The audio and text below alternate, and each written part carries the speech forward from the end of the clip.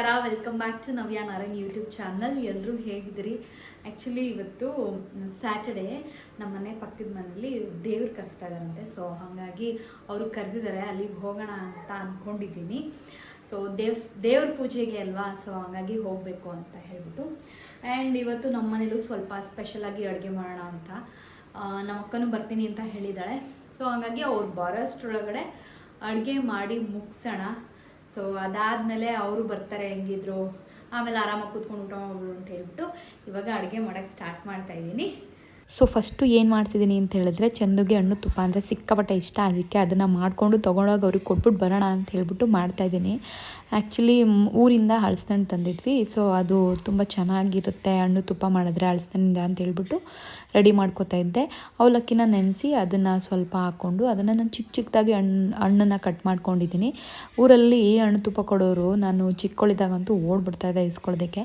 ಆವಾಗ ಸ್ವಲ್ಪ ದೊಡ್ಡದಾಗಿ ಹಾಕೋರು, ಬಟ್ ನಾನು ಸ್ವಲ್ಪ ಚಿಕ್ಕದಾಗಿ ಕಟ್ ಮಾಡ್ಕೊಂಡಿದ್ದೀನಿ. ಅದಾದಮೇಲೆ ಅದಕ್ಕೆ ಸ್ವಲ್ಪ ಒಂದೇ ಒಂದು ಬಾಳೆಹಣ್ಣು, ಅದಾದಮೇಲೆ ಸ್ವಲ್ಪ ಕಾಯಿ ತುರಿ ಅದನ್ನು ಹಾಕಿಬಿಟ್ಟು ನೀಟಾಗಿ ಅದನ್ನು ಮಿಕ್ಸ್ ಮಾಡ್ಕೋಬೇಕು. ಅಂದರೆ ಅದಕ್ಕೆ ಸ್ವಲ್ಪ ಸಕ್ಕರೆ ಹಾಕಿದ್ರೆ ನಡೆಯುತ್ತೆ, ಹಾಕಿಲ್ಲ ಅಂದ್ರೂ ನಡೆಯುತ್ತೆ.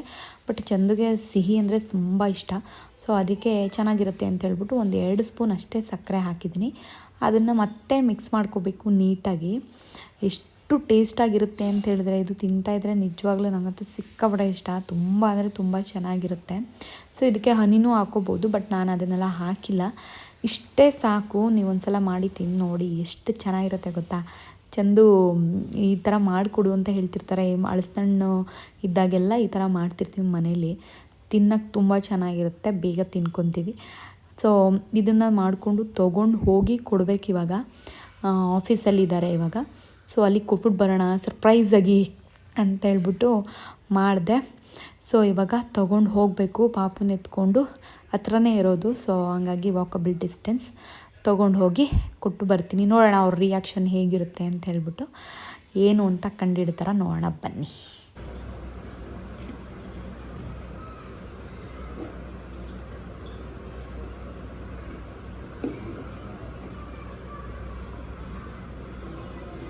ಹೌದಾ, ಎಷ್ಟು ಚೆನ್ನಾಗಿದೆ ನಿನ್ನ reaction. Thank you so much.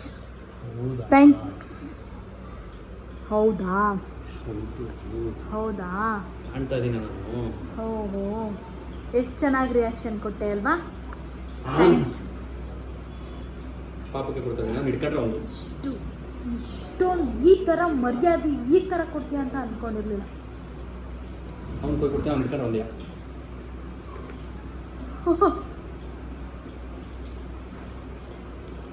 ಬಿಡೋ, ನಾನು ಎಷ್ಟು ಬಿಲ್ಡಪ್ ಕೊಡ್ಕೊಂಡು ನಿಂಗೆ ತುಂಬ ಇಷ್ಟ ಅಂತೆಲ್ಲ ತೊಗೊಂಡಿದ್ರೆ. ಹೌದಾ, ಹಿಂಗಿಟ್ಬಿಟ್ಟು ಹೋಗ್ತಾ ಇದೆಯಾ? ಹೌದಾ ಹೌದಾ ಓಕೆ, ಬಾಯ್, ಗುಡ್ ಬಾಯ್.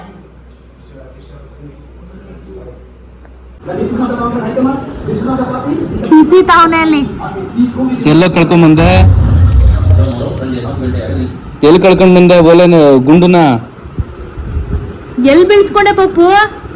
ಹಾ, ಗುಂಡ ಎಲ್ಲಿ ಬೀಳ್ಸ್ಕೊಂಡ್ ಬಂದೆ ಹೇಳು. ಎಲ್ಲಿ ಬೀಳ್ಸ್ಕೊಂಡೆ? ಹೆಂಗ್ ನಗ್ತಾವ್ ನೋಡಲಿ, ಹೇಳು. ನೋಡಿ ಕ್ಯಾಲ್ಕುಲೇಟರ್ ಹಿಡ್ಕೊಂಡು ಹೆಂಗೆ 4 ಟೈಪ್ ನೋಡೋಣ ಕ್ಯಾಲ್ಕುಲೇಟರ್ಲಿ. 4 ಪಪ್ಪು ಎಲ್ಲಿ ಬೀಳ್ಸ್ಕೊಂಡೆ ಮಗ್ನಿ? ಇವಾಗ ಹೆಂಗ್ ಹುಡ್ಕೋದು? ವೆರಿ, ಇವ್ನಿಗೆ ಯಾಕೋ ಓಲೆ ಕರೆಕ್ಟಾಗಿ ಆಗ್ತಾನೆ ಇಲ್ಲ. 3ನೇ ಸಲ ಇದು. ಒಂದ್ಸಲ ಕಟ್ ಮಾಡಿಸಿದಾಯ್ತು, ಒಂದ್ಸಲ ಮತ್ತೆ ಗಾಯ ಆಗಿ ಮತ್ತೆ ಕಿತ್ತಾಕ್ಸಿದಾಯ್ತು. ಈಗ ಆಲ್ರೆಡಿ ಓಲೆನೆ ಬೀಳ್ಸ್ಕೊಂಡವನು, ಅದು ಗುಣ್ಣೆ ಬೀಳ್ಸ್ಕೊಂಡ್ಬಿಟ್ಟವನು.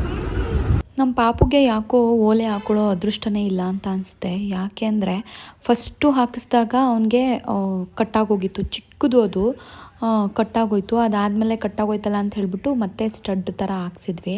ಅದು ಮೊನ್ನೆ ತಾನೇ ಹಾಕಿದ್ದೆ ಅಲ್ವಾ ವಿಡಿಯೋ, ಅದು ಸ್ಟಡ್ಡು ಕೂಡ ಒಂಥರ ಆಗೋಯ್ತು. ಸೊ ಅದನ್ನು ಮತ್ತೆ ರಿಂಗ್ ಹಾಕ್ಸೋಣ ಅಂತ ಹೇಳ್ಬಿಟ್ಟು ಹಾಕ್ಸಿದ್ವಿ. ಅದಾದಮೇಲೆ ಆ ರಿಂಗು ಇವಾಗ ಅದು ಕೆಳಗಡೆ ಗುಂಡು ಥರ ಇರುತ್ತಲ್ಲ, ಅದೇ ಬಿದ್ದೋಗಿದೆ.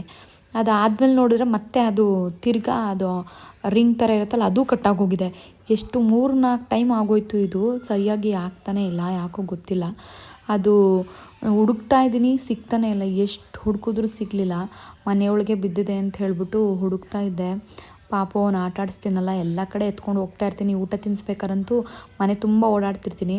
ಅವನು ಅದು ಇದು ಕರ್ಕೊಂಡು ಹೋಗೋದು ಅದನ್ನು ತೋರಿಸಿ ತಿನ್ನಿಸ್ತಾ ಇರೋದು ಹಂಗೆ ಮಾಡ್ತಾಯಿರ್ತೀನಿ. ಬಟ್ ಫುಲ್ ಎಲ್ಲ ಕಡೆ ಹುಡುಕ್ತೆ, ಸಿಗಲಿಲ್ಲ. ಹಾಗಾಗಿ ಮಾರ್ನಿಂಗ್ ಮತ್ತೆ ಕಸ ಗುಡಿಸ್ತೀವಲ್ಲ ಆವಾಗ ಸಿಗ್ಬೋದು ಅಂತ ಹೇಳ್ಬಿಟ್ಟು ಸುಮ್ಮನೆ ಆಗಿಬಿಟ್ಟೆ. ಅದಾದಮೇಲೆ ಇವತ್ತಿನ ಊಟಕ್ಕೆ ನಾನು ಬಜ್ಜಿ ಮತ್ತು ಪಾಯಸ, ಅದಾದಮೇಲೆ ಕಾಳು ಸಾಂಬಾರು ಮಾಡಿದ್ದೆ. ಈ ಕಾಳು ಸಾಂಬಾರು ಒಂಥರ ತುಂಬ ಚೆನ್ನಾಗಿರುತ್ತೆ, ಒಂಥರ ಚಿಕನ್ ಸಾಂಬಾರು ಥರ ಇರುತ್ತೆ. ಸೊ ಅದನ್ನೆಲ್ಲ ಮಾಡಿಬಿಟ್ಟು ಚಂದೂ ಮುಗಿಸ್ಕೊಂಡು ಬಂದಿದ್ದರು.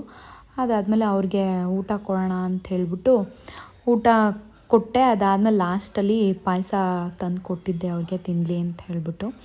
ಸ್ವಲ್ಪ ಕೂತ್ಕೊಂಡು ಪಾಯಸ ಕುಡಿಯೋಣ ಅಂತ ಇಬ್ಬರು ಕೂತ್ಕೊಂಡು ತಿನ್ನೋಣ ಅಂತ ಕೂತ್ಕೊಂಡ್ವಿ. ಎಲ್ಲಿಂದ ಬಂದಿರೋದು? ಬಾಯ್.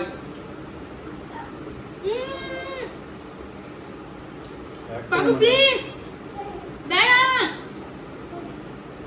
ನಂಗೆ ತಿನ್ನಕ್ ಬಿಡೋ ಪಾಪು. ನನ್ಗೆ ಯಾವಾಗ ತಿನ್ನಕ್ ಕೂತ್ಕೊಂಡ್ರೆ ಅವಾಗಲೇ ವಾಶ್ರೂಮ್ ಹೋಗ್ತಾನಲ್ಲ ಇವನು. ನೋಡಿ ನೀನಾದ್ರೆ ನೀನು ಕೂತ್ಕೊಂಡ್ತಿರ್ಬೋದ, ಹೋಗ್ಲೇಬೇಕು.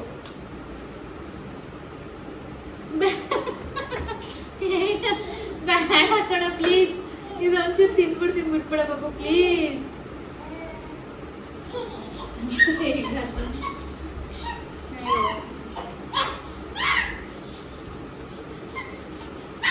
ಮಕ್ಕಳೇ ಅಷ್ಟು ನಾವೇನಾದರೂ ತಿನ್ನೋಕೆ ಕೂತ್ಕೊಂಡಾಗ ಅಥವಾ ಕುಡಿಯೋಕೆ ಕೂತ್ಕೊಂಡಾಗ ಅವಾಗಲೇ ಅವ್ರು ಏನಾದರೂ ಮಾಡೇ ಮಾಡ್ತಾರೆ. ವಾಶ್ರೂಮ್ಗೆ ಹೋಗೋದು ಏನಾದರೂ ಒಂದು ಮಾಡ್ತಾರೆ. ನಮ್ಮ ಬಾಣಂತಿಯಾಗಿದ್ದಾಗಲೂ ಅಷ್ಟೇ, ನಾವು ಊಟ ಮಾಡೋಕ್ಕೆ ಕೂತ್ಕೊಂಡ್ರೆ ಅವ್ರಿಗೆ ಹೊಟ್ಟೆ ನೋವುತ್ತಂತೆ. ಹಾಗಂತ ಹೇಳೋರು, ಅವ್ನಿಗೆ ಹೊಟ್ಟೆ ನೋವ್ತಿದೆ ಅದಕ್ಕೆ ಎದ್ದೇಳ್ತಾ ಇದನ್ನು ನೋಡು ಅಂತ ಹೇಳ್ಬಿಟ್ಟು. ಸೊ ಹಂಗೆ ಮಾಡ್ತಾನೆ ಇರ್ತಾನೆ ಇವನು. ಸೊ ನಾನು ನಿಮ್ಗೆ ಹೇಳಿದ್ನಲ್ಲ ದೇವ್ರು ಕರೆಸ್ತಿದ್ದಾರೆ ಅಂತ ಹೇಳ್ಬಿಟ್ಟು, ನಮ್ಮ ಆಪೋಸಿಟ್ ಮನೆಯವರು ದೇವ್ರನ್ನ ಕರೆಸಿದ್ರು. ನಾರ್ಮಲಾಗಿ ನಾನು ಅಣ್ಣಮ್ಮ ಮತ್ತು ಹೆಣ್ಣು ದೇವ್ರುಗಳ್ನ ಕರೆಸಿದ್ರು ನೋಡಿದ್ದೀನಿ. ಬಟ್ ಇವರು ಅಂದರೆ ಆಂಜನೇಯನ ಕರೆಸಿದ್ರು. ನಂಗೆ ಗೊತ್ತಿಲ್ಲ ಆಂಜನೇಯನೂ ಕರೆಸ್ಬೋದು ಅಂತ ಹೇಳ್ಬಿಟ್ಟು. ಸೊ ಒಟ್ನಲ್ಲಿ ಕರೆಸಿ ಪೂಜೆ ಎಲ್ಲ ತುಂಬ ಚೆನ್ನಾಗಿ ಮಾಡಿದ್ರು. ಇವರು ದಾಸಪ್ಪನ್ನೆಲ್ಲ ಕರೆಸಿ ಅಲ್ಲಿ ಪ್ರಸಾದ ಇಟ್ಟು ಅಲ್ಲಿ ಒಂಥರ ಮಾಡ್ತಾರೆ, ತುಂಬ ಚೆನ್ನಾಗಿ ಮಾಡಿದ್ರು. ನಾನು ಇದನ್ನು ನೋಡಿದ್ದೆ, ನಮ್ಮ ಊರಲ್ಲಿ ಮಾಡಿದರು ಒಂದ್ಸಲ, ನಮ್ಮ ಅಪ್ಪನೇ ಮಾಡಿದರು ಇದೇ ಥರ ಸೇಮು. ಜಾಗಟೆ ಎಲ್ಲ ಬಾರಿಸಿ ಅದು ಹೊಲ್ಗೆ ಎಲ್ಲ ಅಂದರೆ ಊದಿಸಿ ತುಂಬ ಚೆನ್ನಾಗಿ ಮಾಡಿದರು. ಸೊ ಇಲ್ಲೂ ಸೇಮ್ ಡಿಟ್ಟು ಅದೇ ಥರ ಮಾಡಿದ್ರು. ನಾನು ನೋಡಿದ್ನಲ್ಲ ಸಿಕ್ಕಾಪಟ್ಟೆ ಇಷ್ಟ ಆಯಿತು, ಚೆನ್ನಾಗಿ ಮಾಡಿದ್ರು. ಬಟ್ ನಾನು ಒಬ್ಬಳೇ ಹೆಂಗೆ ಹೋಗೋದು, ತುಂಬ ಜನ ಅವ್ರ ಮನೆಗೆ ಅಂದರೆ ಗೆಸ್ಟ್ಗಳು ಬಂದಿದ್ದು, ನೆಂಟರು ಬಂದಿದ್ದರು. ನಾನು ಹೆಂಗಪ್ಪ ಹೋಗೋದು, ನಾನು ಫಸ್ಟ್ ಟೈಮ್ ಅಂದರೆ ನ್ಯೂ ಆಗಿ ಹೊಸ್ದಾಗಿ ಬಂದಿರೋದು ನಾವು, ಹೇಗೆ ಹೋಗೋದು ಅಂತ ಅಂದ್ಕೊಂಡು ನಾನು ನಿಜ ಹೋಗಲೇ ಇಲ್ಲ. ಅಲ್ಲೇ ನಿಂತ್ಕೊಂಡು ಅಲ್ಲೇ ಕೆಳಗಡೆ ಹೋದ್ವಿ, ನಿಂತ್ಕೊಂಡು ಅಲ್ಲೇ ದೇವ್ರ ದರ್ಶನ ಆಯಿತು, ಪೂಜೆ ಮಾಡ್ತಾಯಿದ್ರು, ನೋಡ್ಕೊಂಡು ಬಂದ್ಬಿಟ್ವಿ ಅಷ್ಟೇ.